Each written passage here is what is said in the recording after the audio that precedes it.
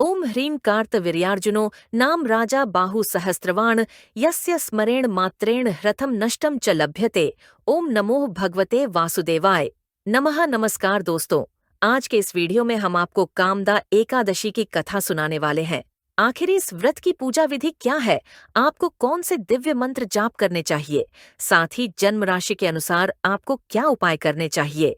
एकादशी के इस पावन अवसर पर जो भी व्यक्ति जन्म राशि के अनुसार यह उपाय करता है, उसे निश्चित ही भगवान विष्णु का आशीर्वाद प्राप्त होता है। आइए जानते हैं कामदा एकादशी की कथा क्या है। श्री कृष्ण के प्रिय सखा अर्जुन ने कहा, हे कमल नयन, मैं आपको कोटि कोटि नमन करता हूँ। हे जगदीश्वर, मैं आपसे प्रार्थना करता हूँ कि आप कृपा कर चैत्र माह के शुक्ल पक्ष की एकादशी कथा का भी वर्णन सुनाइए। इस एकादशी का क्या नाम है, इस व्रत को पहले किसने किया और इसके करने से किस फल की प्राप्ति होती है। श्री कृष्ण ने कहा, हे अर्जुन, एक बार यही प्रश्न राजा दिलीप ने गुरु वशिष्ठ से किया था। वह वृत्तांत मैं तुम्हें सुनाता हूँ। राजा दिलीप ने गुरु वशिष्ठ से पूछा, हे गुरुदेव, चैत्र माह के शुक्ल पक्ष की एकादशी का क्या नाम है, उसमें किस देवता का पूजन होता है तथा उसका क्या विधान है, वह आप कृपा पूर्वक बताइए। मुनि वशिष्ठ ने कहा, हे राजन, चैत्र माह के शुक्ल पक्ष की एकादशी का नाम कामदा एकादशी है। यह समस्त पापों को नष्ट करने वाली है। जैसे अग्नि काष्ठ को जलाकर राख कर देती है, वैसे ही कामदा एकादशी के पुण्य के प्रभाव से समस्त पाप नष्ट हो जाते हैं और तेजस्वी पुत्र की प्राप्ति होती है। इसके उपवास से मनुष्य निकृष्ट योनि से मुक्त हो जाता है और अंततः उसे स्वर्ग की प्राप्ति होती है। अब मैं इस एकादशी का माहात्म्य सुनाता हूँ, ध्यान पूर्वक श्रवण करो। प्राचीन समय में भागीपुर नामक एक नगर था, जिस पर पुंडरीक नाम का राजा राज्य करता था। राजा पुंडरीक अनेक ऐश्वर्यों से युक्त था। उसके राज्य में अनेक अप्सराएं, गंधर्व, किन्नर आदि वास करते थे। उसी नगर में ललित और ललिता नाम के गायन विद्या में पारणगत गंधर्व स्त्री पुरुष अति संपन्न घर में निवास करते हुए विहार किया करते थे। उन दोनों में इतना प्रेम था कि वे अलग हो जाने की कल्पना मात्र से ही व्यथित हो उठते थे। एक बार राजा पुंडरीक गंधर्वों सहित सभा में विराजमान थे। वहां गंधर्वों के साथ ललित भी गायन कर रहा था। उस समय उसकी प्रियतमा ललिता वहां उपस्थित नहीं थी। गायन करते करते अचानक उसे उसका ख्याल आ गया, जिसके कारण वह अशुद्ध गायन करने लगा। नागराज करकोटक ने राजा पुंडरीक से उसकी शिकायत की। इस पर राजा को भयंकर क्रोध आया और उन्होंने क्रोधवश ललित को शाप दे दिया। अरे नीच, तू मेरे सम्मुख गायन करते हुए भी अपनी स्त्री का स्मरण कर रहा है। इससे तू नरभक्षी दैत्य बनकर अपने कर्म का फल भोग। ललित गंधर्व उसी समय राजा पुंडरीक के शाप से एक भयंकर दैत्य में बदल गया। उसका मुख विकराल हो गया। उसके नेत्र सूर्य चंद्र के समान प्रदीप्त होने लगे। मुंह से आग की भयंकर ज्वालाएं निकलने लगीं। उसकी नाक पर्वत की कंधरा के समान विशाल हो गई और गर्दन पहाड़ के समान दिखाई देने लगी। उसकी भुजाएं 2-2 योजन लंबी हो गईं। इस प्रकार उसका शरीर 8 योजन का हो गया। इस तरह राक्षस बन जाने पर वह अनेक दुख भोगने लगा। अपने प्रियतम ललित का ऐसा हाल होने पर ललिता अथाह दुख से व्यथित हो उठी। वह अपने पति के उद्धार के लिए विचार करने लगी कि मैं कहाँ जाऊं और क्या करूं, किस जतन से अपने पति को इस नरक तुल्य कष्ट से मुक्त कराऊं। राक्षस बना ललित घोर वनों में रहते हुए अनेक प्रकार के पाप करने लगा। उसकी स्त्री ललिता भी उसके पीछे पीछे जाती और उसकी हालत देखकर विलाप करने लगती। एक बार वह अपने पति के पीछे पीछे चलते हुए विंध्याचल पर्वत पर पहुंच गई। उस स्थान पर उसने श्रृंगी मुनि का आश्रम देखा। वह शीघ्रता से उस आश्रम में गई और मुनि के सामने पहुंचकर दंडवत प्रणाम कर विनीत भाव से प्रार्थना करने लगी। हे महर्षि, मैं वीरधनवा नामक गंधर्व की पुत्री ललिता हूँ। मेरा पति राजा पुंडरीक के शाप से एक भयंकर दैत्य बन गया है। उससे मुझे अपार दुख हो रहा है।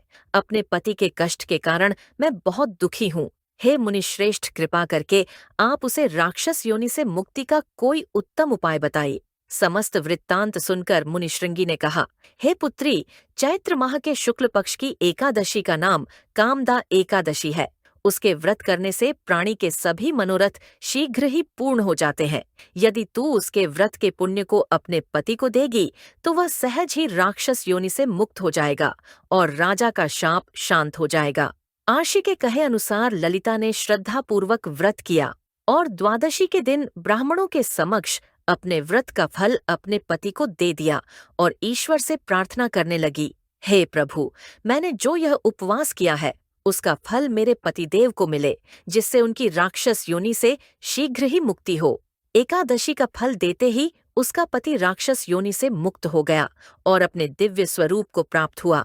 वह अनेक सुंदर वस्त्रों तथा आभूषणों से अलंकृत होकर पहले की भांति ललिता के साथ विहार करने लगा। कामदा एकादशी के प्रभाव से वह पहले की भांति सुंदर हो गया और मृत्यु के बाद दोनों पुष्पक विमान पर बैठकर विष्णु लोक को चले गए। हे अर्जुन, इस उपवास को विधान पूर्वक करने से सभी पाप नष्ट हो जाते हैं। इस व्रत के पुण्य से मनुष्य ब्रह्महत्यादि के पाप और राक्षस आदि योनि से मुक्त हो जाते हैं। संसार में इससे उत्तम दूसरा कोई व्रत नहीं है। इसकी कथा व माहात्म्य के श्रवण व पठन से अनंत फलों की प्राप्ति होती है। तो इस कथा का सार ये है कि प्राणी अपने सुखों का चिंतन करे। यह बुरा नहीं है, किंतु समय असमय ऐसा चिंतन प्राणी को उसके दायित्वों से विमुख कर देता है, जिससे उसे भयंकर कष्ट भोगने पड़ते हैं। गंधर्व ललित ने भी राक्षस होकर निंदित कर्म किए और कष्ट भोगे, परंतु भगवान श्रीहरि की अनुकंपा का कोई अंत नहीं है। आइए जानते हैं एकादशी विधि की पूजा क्या है। एकादशी तिथि पर आप सुबह जल्दी उठें, स्नान आदि करें, स्वच्छ वस्त्र पहनकर व्रत का संकल्प लें। फिर भगवान विष्णु के सामने शुद्ध घी का आपको दीप प्रज्वलित करना है। अब माँ लक्ष्मी व भगवान विष्णु का विधिपूर्वक पूजन करना है। उन्हें तुलसी पत्र अर्पित करना है। याद रहे, एकादशी व्रत के दिन भूलकर भी आपको तुलसी के पत्ते नहीं तोड़ने हैं। आपको एक दिन पहले ही तुलसी के पत्ते तोड़ लेने हैं। द्वादशी तिथि पर ब्राह्मण या निर्धन जरूरतमंदों को आपको भोजन कराना है और क्षमता अनुसार कुछ न कुछ दान आपको करना चाहिए। आज के दिन आपको ओम नमो भगवते वासुदेवाय का आपको कम से कम 108 बार जाप करना चाहिए। आइए जानते हैं एकादशी तिथि का शुभ मुहूर्त क्या है। चैत्र माह के शुक्ल पक्ष की एकादशी तिथि की शुरुआत 7 अप्रैल को रात 8 बजे होगी और अगले दिन यानी 8 अप्रैल को रात 9:12 पर खत्म होगी। सनातन धर्म में उदया तिथि का विशेष महत्व है। इस प्रकार से 8 अप्रैल को कामदा एकादशी व्रत किया जाएगा। कामदा एकादशी का पारण 9 अप्रैल को किया जाएगा। साधक 9 अप्रैल को सुबह 6:02 से लेकर सुबह 8:34 के मध्य पारण कर सकते हैं। इस दौरान साधक गंगा जल युक्त पानी से स्नान ध्यान करें। इसके बाद विधिवत लक्ष्मी नारायण की पूजा करें। पूजा समाप्त होने के बाद अन्न दान कर व्रत खोलें। आइए जानते हैं जन्म राशि के अनुसार आपको इस दिन क्या उपाय करने चाहिए। बहुत ही अद्भुत, बहुत ही चमत्कारिक उपाय है। मेष राशि वाले जातकों के लिए अपनी मनोकामना पूर्ति के लिए भगवान विष्णु के आगे आपको शुद्ध देसी घी का दीपक जलाना चाहिए। घी के अंदर आपको थोड़ी सी हल्दी मिला देनी है ताकि वह घी का दीपक हल्दीमय हो जाए। और आज के दिन आप जी में सिंदूर मिलाकर भगवान विष्णु जी को भी आप लगा सकते हैं। ऐसा करने से आपके जीवन में जो भी दरिद्रता आ रही है, जो भी दरिद्रता पनप रही है और जो भी दरिद्रता आने वाली है, उन सभी का नाश हो जाएगा। वह सब दूर हो जाएंगी। वृष और मिथुन राशि के लोगों को माखन और मिश्री का इस दिन भोग लगाना चाहिए।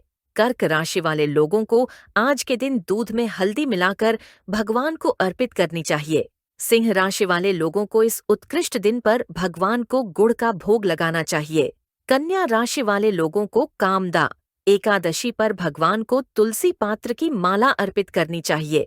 तुला राशि वाले लोगों को मुल्तानी मिट्टी का लेप भगवान की तस्वीर पर लगाना चाहिए। वृश्चिक राशि वाले जातकों को दही में शहद मिलाकर भगवान को अर्पित करना चाहिए। धनु राशि वाले लोगों को चने का प्रसाद भगवान को अर्पित करना चाहिए। मकर राशि वाले लोगों को भगवान के सामने लौंग और इलायची उन्हें चढ़ाना चाहिए। कुंभ राशि वाले लोगों को नारियल मिश्री का भोग भगवान को चढ़ाना चाहिए और मीन राशि वाले जातकों को भगवान विष्णु को केसर का तिलक लगाना चाहिए। राशि के अनुसार आपको क्या भोग लगाना चाहिए, यह आपने जाना है। अब हम आपको आज का उत्कृष्ट उपाय बताने वाले हैं, उत्कृष्ट टोटका बताने वाले हैं। जो लोग नौकरी करते हैं, जो लोग व्यापार करते हैं, यह उपाय उन दोनों के लिए ही है। आपको सिंदूर लेना है और एक तांबे का लोटा लेना है। तांबे के लोटे में जल भरा होना चाहिए और उसके अंदर आपको थोड़ा सा सिंदूर ढाल देना है और सिंदूर उस पानी में मिला देना है। इसके बाद आपको यह तांबे का लोटा आप जहां कहीं भी सोते हैं आपके पास में रखना है।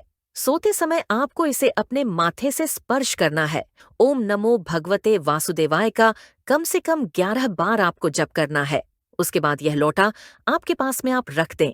अगले दिन सुबह उठकर के स्नान आदि करने के बाद आपको यह लोटे में भरा जो जल है आपको माता तुलसी को अर्पित कर देना है और ओम नमो भगवते वासुदेवाय का आपको 11 बार जाप करना है। ऐसा करने से आपकी जो भी उदारी है वह वापस आ जाएगी। जो भी व्यापार संबंधित विघ्न आपके जीवन में आपको आ रहे हैं वह सब समाप्त हो जाएंगे। ऐसा आपको कामदा एकादशी से शुरू करना है और कम से कम 5 एकादशी तक आपको यह करना है। आप अगर यह कर लेते हैं तो निश्चित ही आपके जीवन में आपको बदलाव देखने को मिलेगा। बहुत ही अद्भुत उपाय है, बहुत ही चमत्कारिक उपाय और बहुत ही तत्काल फल देने वाला। यह उपाय करते हैं तो दोस्तों आपके अपने चैनल को लाइक करें और शेयर करें, सब्सक्राइब करें और बेल आइकन को जरूर प्रेस करें। जय श्री हरि विष्णु, जय मां लक्ष्मी।